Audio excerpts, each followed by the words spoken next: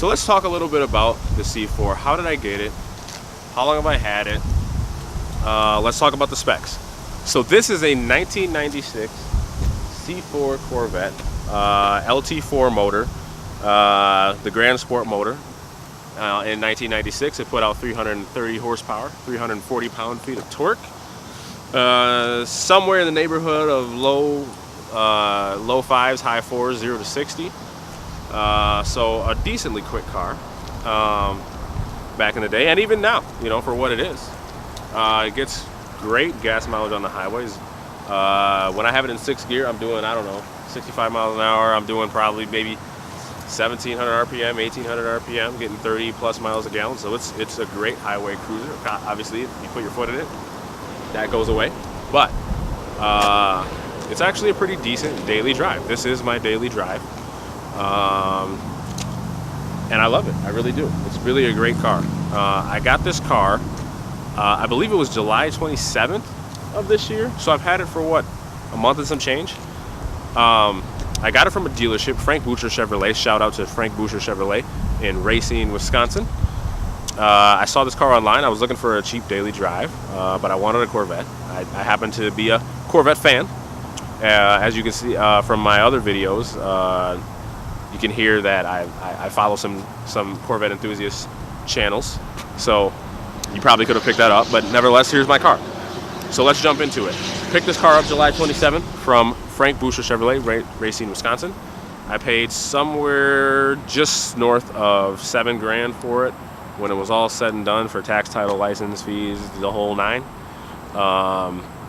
Yeah, which is, I think, a pretty decent deal for a C4 Corvette. Apparently, they're going up in value. People are realizing that they're cheap. They're still cheap, but for what I got, I think I got a pretty decent deal. And so here's the specs on my car.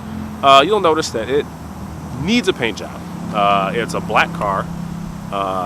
The owner, from what I surmised from my conversation with the dealer, it's a one-owner car.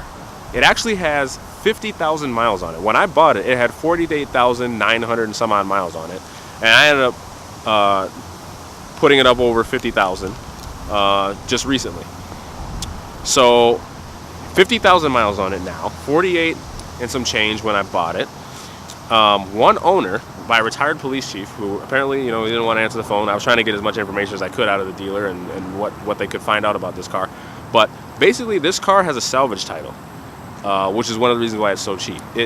The guy who owned it, this retired police chief, he actually bought it in April of '96, and in May of '96, rolled it. Vehicle overturned is what Carfax says. So of course, that makes it the perfect daily drive, doesn't it? Right? Great idea. Well, I figured the car itself, as long as it was mechanically sound, I did have the dealership, I had them put it on a lift for me, make sure that everything tracks straight, make sure that there was no frame damage, made sure that it's mostly cosmetic damage and things like that, and everything checked out. I mean, I did not drive all the way to Racine. I happened to be in Minneapolis, so that would have been a 5.5 hour, maybe 6 hour drive, depending upon traffic. So I didn't want to do that. I didn't have time to do it. I'm the family car guy. I got a family. I got a job.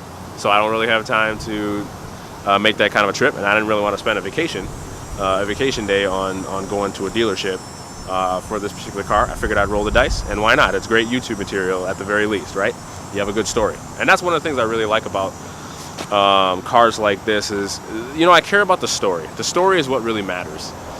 You know, tons of people have cars and they show you, oh, this is my new this, my new that, or my classic this or classic that.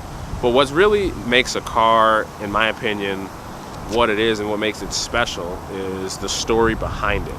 And so that's why I asked so many questions when I was at the dealership, or when I was talking to the sales guy and having them send me videos and things. Was give me the story behind the car.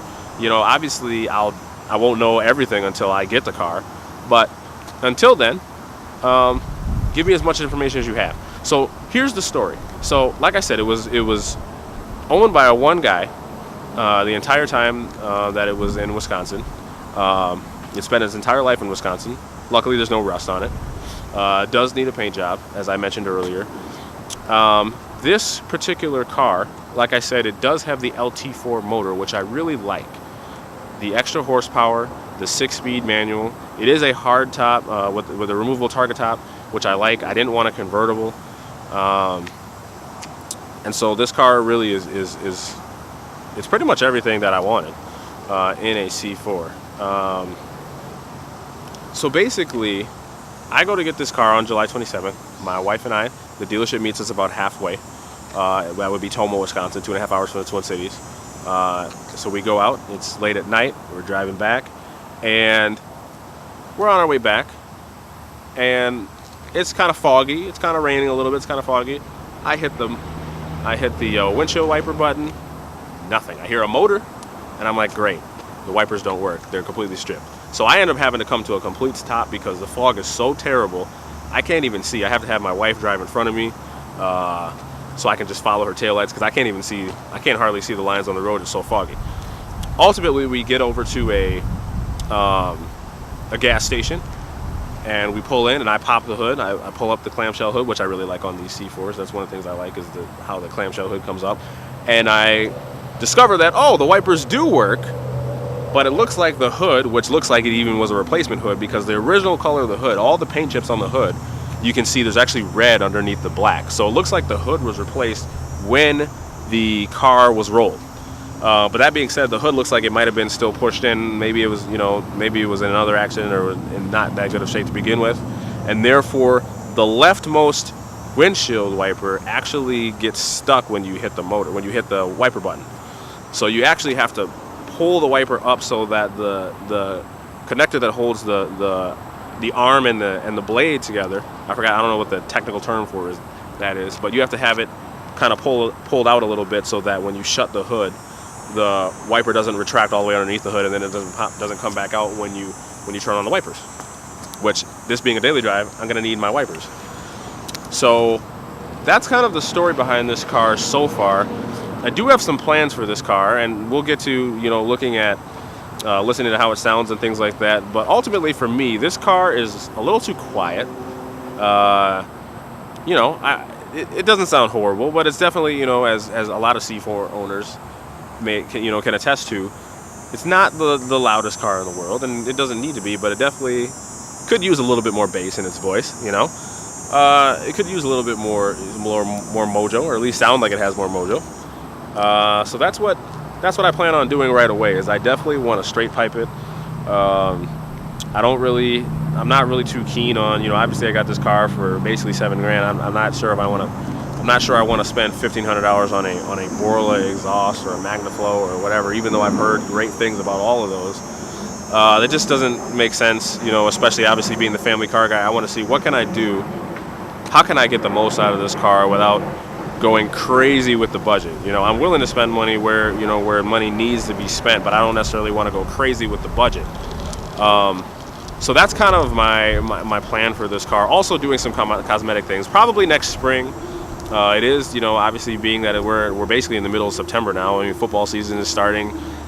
There's not going to be too many other things I'm going to be able to do with this car, getting that Corvette season is coming to an end in Minnesota at least. But that being said, really having some plan. Next spring, probably going to paint it. Haven't decided what color I'm going to paint it, if I'm going to keep it the original black or change the color. But I'd like to do that. I would like to maybe look at some different wheels. I've seen a few C4s that have the C6 Z06 wheels, or have the C5 wheels, or some wheels that are just a little wider, or maybe find the Grand Sport wheels, because the wheels on this car, they are they're the Salvage shooter wheels, and that's cool, and I like that. I like the classic look, but maybe a little wider tire, because ultimately I would like to do headers and maybe an X pipe. So eventually, maybe, who knows? Maybe by that point, maybe I'll come around to putting an expensive exhaust in it if I'm going to start doing all that kind of stuff. But ultimately, just having a car that just sounds a little bit more aggressive, a little bit more masculine, so to speak. Doing some cosmetic upgrades. The headlights on this car, which I can't show you right now because it's daytime, so what wouldn't really make too much of a difference. But they look like they're the original. So they're not real bright. They're okay. I can get home at night, but they're not super bright.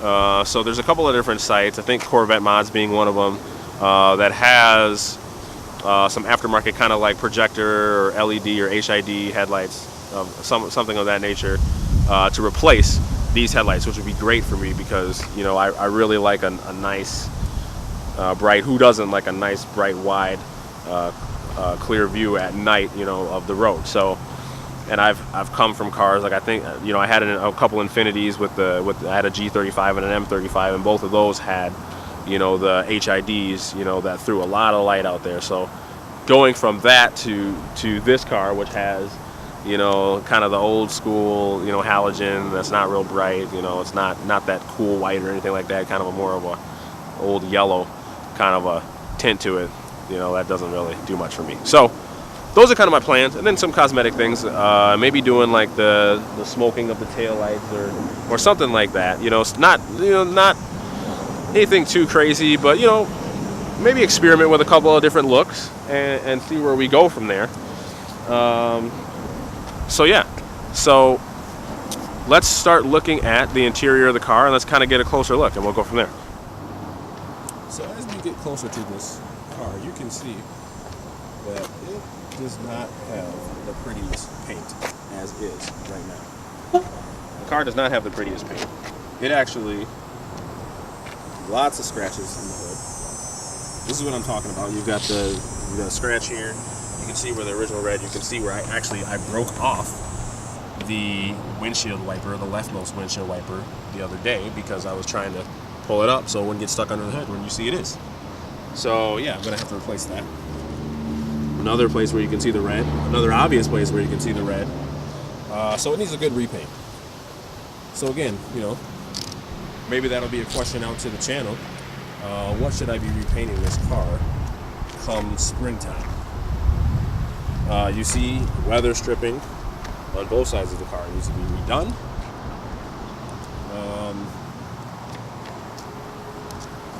Let's take a look inside as soon as I find the keys.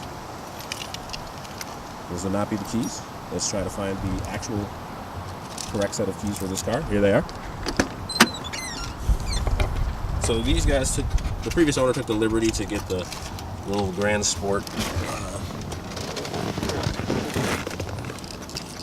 inserts there, which looks kind of cool. They got the LT4 little dash cover for all the different warning lights and things like that. You got the original fact, there's your 6-speed there. The factory stereo with a CD player, which apparently was all the rage in '96.